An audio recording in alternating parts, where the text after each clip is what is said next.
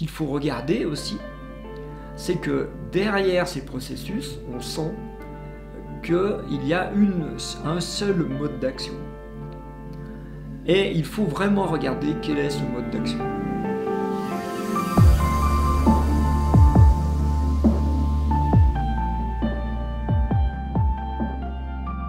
Eh bien bonjour. L'autre jour, je parlais des graines de maladies mentales que l'on pouvait avoir tous dans nos têtes. Et aujourd'hui, je vais aborder le thème de la maladie mentale mondiale, les 3 M que j'ai mis en titre de cette vidéo, pour essayer avec vous d'y voir un peu plus clair sur ce qui se passe et les enjeux, et puis les conséquences et les solutions, évidemment, que l'on peut trouver dans cet épisode. Alors, bien évidemment, je parle de la crise du coronavirus de 2020, de ce qui se passe sur la planète depuis le printemps.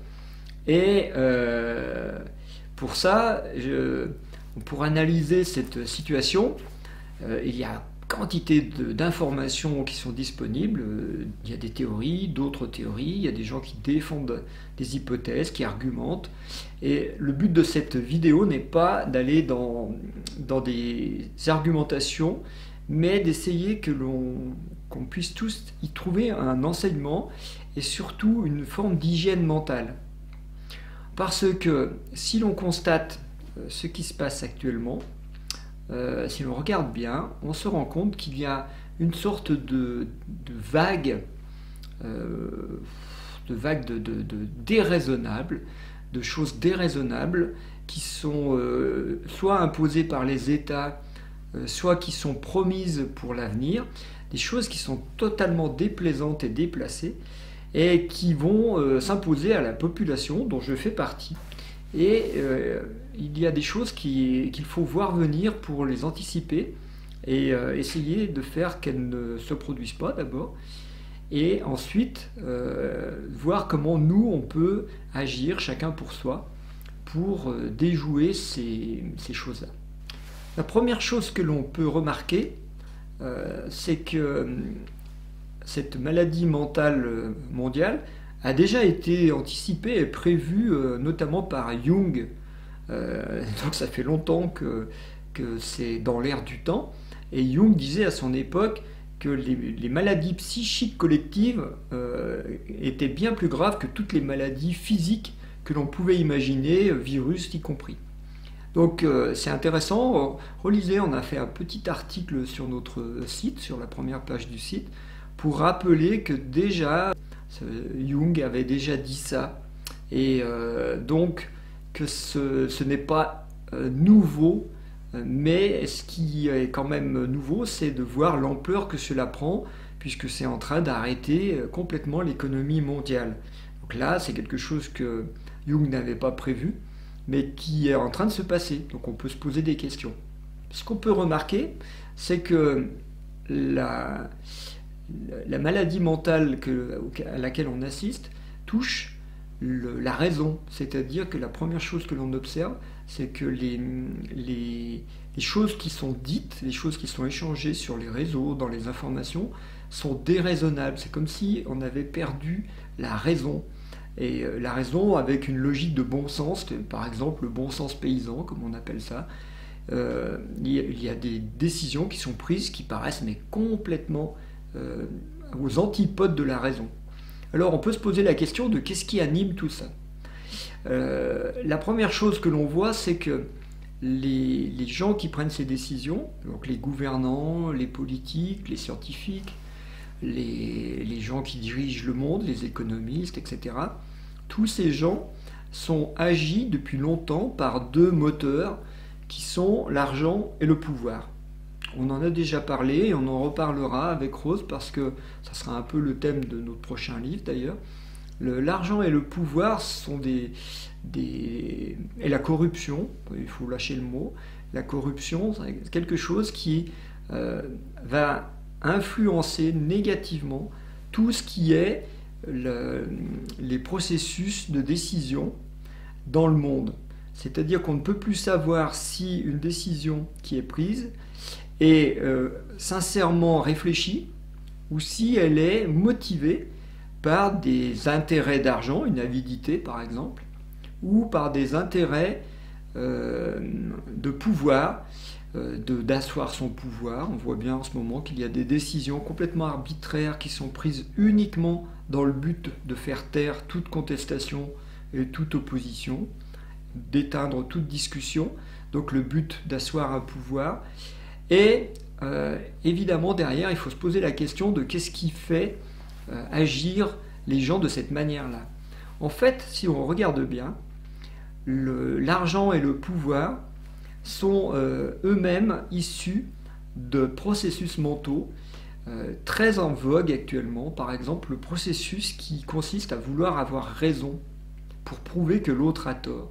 Alors avec Rose, on avait fait une vidéo que je vous invite d'ailleurs à revisionner. Il y a trois vidéos sur on avait appelé ça les 3 cadavres, 3 domaines de notre vie, hein, qui sont l'instinctivo-moteur, l'émotionnel et le mental, et qui sont détournés de leur fonction, notamment par exemple au niveau du cerveau pour avoir raison, avoir le dernier mot. Moi je l'avais bien dit, je suis intelligent, vous êtes des cons, c'est comme ça que ça se passe dans la tête, et j'ai prouvé que j'avais plus de valeur intellectuelle que vous parce que j'avais raison. Et ce processus est à l'œuvre, notamment dans le domaine scientifique, où l'on voit d'éminents spécialistes qui s'envoient des affirmations assez violentes, je trouve, personnellement, sans considération des personnes, juste pour prouver qu'ils ont raison et que l'autre est un con. Voilà. Cette façon de gérer le mental conduit effectivement à une dualité qui conduit à une forme de guerre.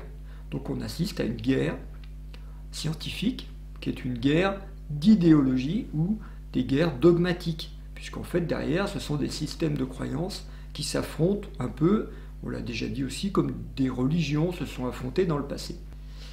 Donc ce mécanisme qui pousse l'intellect à vouloir avoir raison va créer des tensions. Il y a un deuxième mécanisme qui est à l'œuvre, que l'on appelle la demoiselle blanche, là au niveau du thorax. Ce mécanisme-là va activer encore plus le phénomène de tension parce qu'il va se focaliser sur le besoin d'avoir une innocence. C'est-à-dire toute âme, toute personne a envie d'être innocente et n'a pas envie d'être coupable. Et le meilleur moyen pour ça, c'est de trouver ce qu'on appelle des boucs émissaires, de trouver des coupables. Par exemple, je vous donne un exemple concret, si je suis un gouvernant et que je prends une décision, je veux avoir raison. Mais si ma décision ne porte pas les résultats escomptés, si par exemple le port du masque n'empêche pas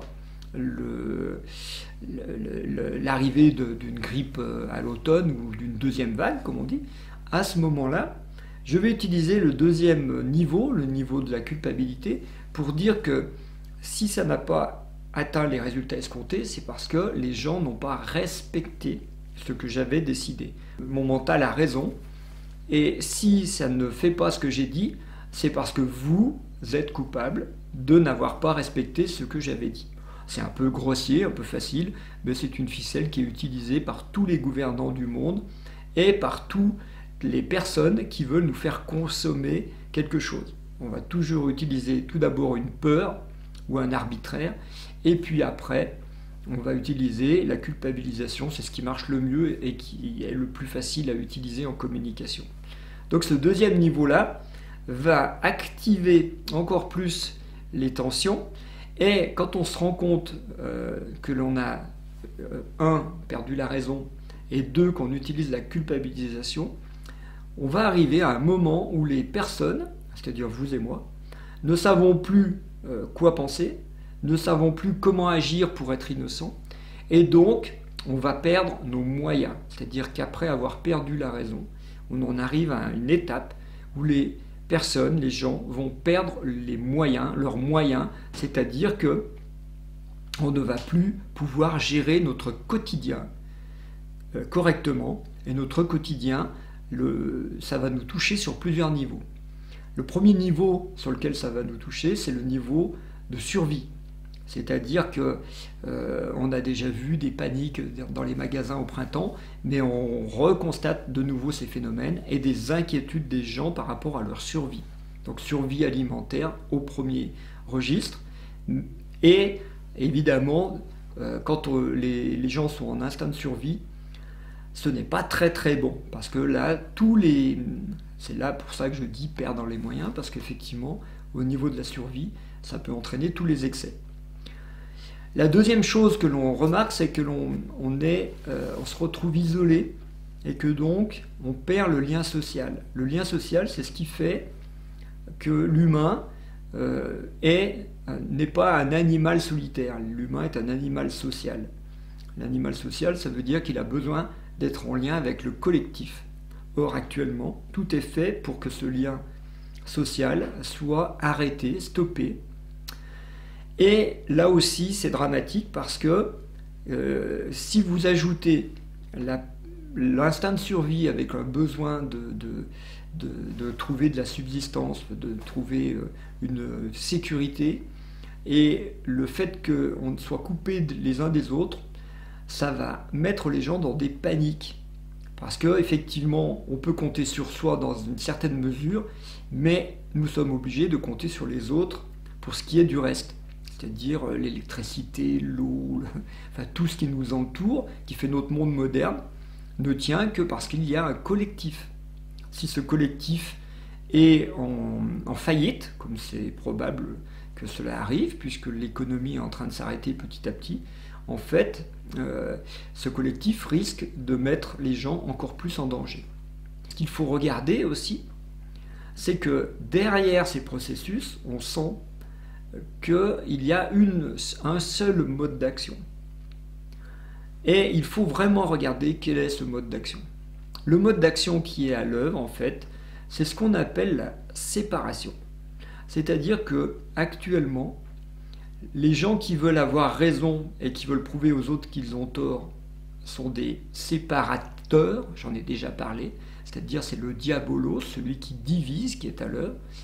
Moi j'ai raison, l'autre a tort, ça sépare. Moi je suis innocent, l'autre est coupable, ça sépare. Et chacun isolé chez soi physiquement, effectivement ça sépare complètement. Donc on se rend compte qu'il y a un seul dénominateur commun à cette maladie mondiale mentale, c'est le mot diabolos, celui qui sépare, celui qui divise. Donc en voyant ça, c'est une évidence, à ce moment-là, on a toutes les solutions qui peuvent se mettre en place. Donc je vous les énumère vite fait, c'est rapide. Si le but de cette énergie c'est de séparer, en fait pour la contrer, eh bien, c'est très très simple, il suffit de faire le contraire.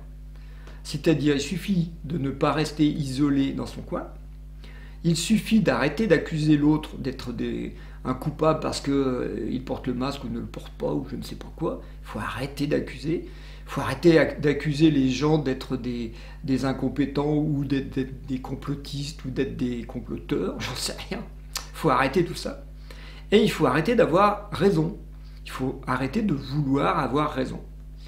Et de se prouver que les autres sont bêtes et ont tort. C'est aussi simple que ça. Donc il faut arrêter de vouloir être supérieur intellectuellement. Il faut arrêter de vouloir être supérieur au niveau de l'âme, au niveau de son jugement moral, d'innocence par exemple. Et il faut arrêter de vouloir être supérieur au niveau du pouvoir physique, c'est-à-dire de vouloir à tout prix obtenir ce que l'on veut par la force. Voilà. Quand on a arrêté ces trois choses-là, on peut vivre en paix. Et à ce moment-là, le diabolos, celui qui divise, va commencer à baisser en intensité. Il y a une autre chose qu'il faut faire, et qui me paraît aussi évidente, mais qui est très difficile à faire, c'est d'arriver à garder une lucidité d'esprit. C'est pas facile. Et quand on reçoit des informations,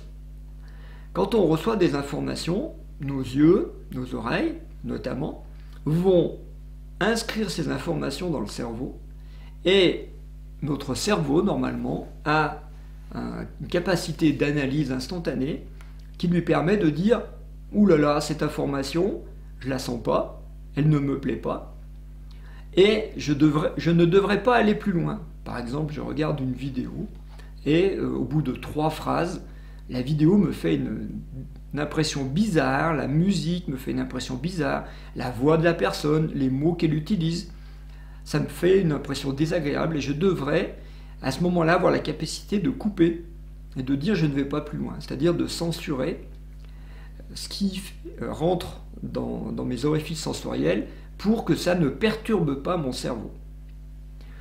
Or, cette censure, vous allez voir si vous observez bien, n'est pas toujours active. C'est-à-dire qu'à l'intérieur de nos têtes, il y a ces fameuses graines dont je parlais dans une vidéo précédente, ces fameuses graines qui vont nous dire « mais si, écoute jusqu'au bout, tu vas peut-être apprendre quelque chose, il y a quelque chose, et puis ça paraît extraordinaire, enfin, etc. » Et comme s'il y avait un besoin un peu morbide, un peu sadique quelquefois, d'aller voir des informations dérangeantes.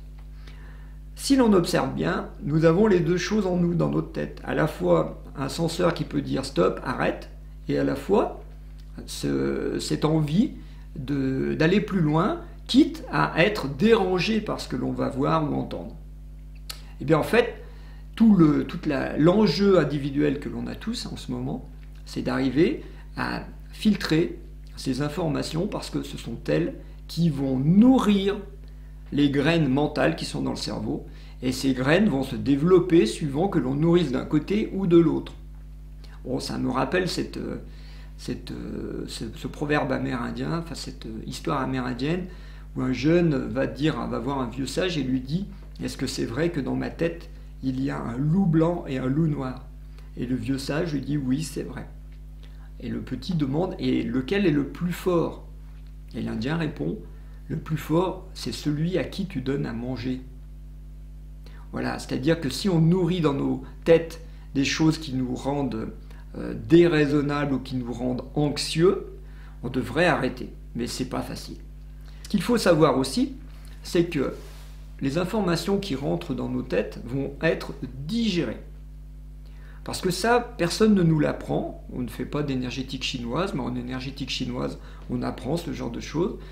De la même manière que le foie et la rate, par exemple, les organes de la digestion permettent d'assimiler ce que l'on met dans notre bouche, et de le digérer et de l'évacuer, tout le système digestif participe à ça. De la même manière, ces organes font la même chose sur le plan mental. Ils le font sur le plan affectif, on le sait aussi avec les colères et les ressassements par exemple. Et bien en fait, sur le plan mental, une idée dérangeante va être avalée par la tête, mais elle va être digérée par nos organes internes. Et nos organes internes, notamment la rate qui ressasse et fait une sorte de digestion de toutes ces informations, va être très perturbée, ce qui va faire que cela va nous perturber au niveau de la rate sur le plan du centrage. C'est-à-dire que quelqu'un qui a des informations dérangeantes dans la tête ne peut pas être centré. Parce que la rate, quand elle n'arrive pas à faire son travail, on est ce qu'on appelle en français dératé, décentré. Donc la première chose que l'on va observer, c'est que les gens qui sont soumis à cette pollution mentale vont être décentrés. La deuxième chose, c'est notamment l'organe du foie. Je vais juste parler de ces deux organes, parce que le foie, lui, il fait notre capacité de rêver et de voir l'avenir, c'est-à-dire il va gérer la vue, ce qu'on appelle la vue. Or, le foie, c'est la partie la plus spirituelle de l'âme, nous permet de voir avec lucidité les choses, de faire les bons choix, la vésicule biliaire, et normalement, donc, de nous orienter pour dire ça, de ce côté-ci, j'y vais, de ce côté-là, je n'y vais pas. Or, si le foie est perturbé, nous perdons complètement la vision de là où nous allons et nous devenons comme des moutons, c'est-à-dire nous devenons des gens malléables qui ne peuvent pas avoir de vision sur leur plan personnel et qui donc vont être faciles à manipuler par les graines mentales qui sont dans la tête. C'est deux bonnes raisons de regarder ce qui rentre dans notre cerveau actuellement et de vraiment être vigilant à censurer tout ce qui ne plaît pas à notre âme, à notre cœur, parce que notre santé psychique et notre santé physique en dépend. Voilà, c'était un peu le thème de la maladie mentale mondiale qui nous est donné de traverser. Et puis, je vous souhaite quand même de bien rester centré et de bien voir où vous allez. Allez, à bientôt.